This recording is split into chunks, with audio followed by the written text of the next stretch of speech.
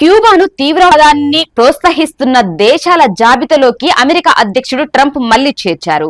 కేవలం వారం రోజుల వ్యవధిలోనే పరిస్థితి తారుమారైంది. ఒక వారం క్రితం క్యూబాను ఈ జాబితా నుండి తొలగిస్తూ ఎన్నాళ్లగానో అందరూ ఎంతగానో ఎదురు చూస్తున్న నిర్ణయాన్ని మాజీ అధ్యక్షుడు జో బైడెన్ తీసుకున్నారు. కానీ ట్రంప్ పగ్గాలు చేపట్టగానే మళ్లీ ఆ నిర్ణయాన్ని రద్దు చేశారు. క్యూబాపై పలు రకాలుగా ఏకపక్ష ఆంక్షలు విధించడంతో ఒక రకంగా అంతర్జాతీయ వాణిజ్య పరిధి నుండి ఆ దేశం బయటకు వచ్చేసింది. ఈ కారణంగా ఇంధనం వంటి కీలక ఉత్పత్తుల కొరత చాలా తీవ్రంగా ఉంటుంది.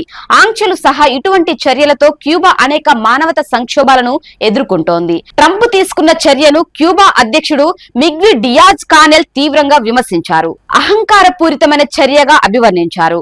వాస్తవంతో ఏ మాత్రం సంబంధం లేకుండా తీసుకున్న చర్యని వ్యాఖ్యానించారు.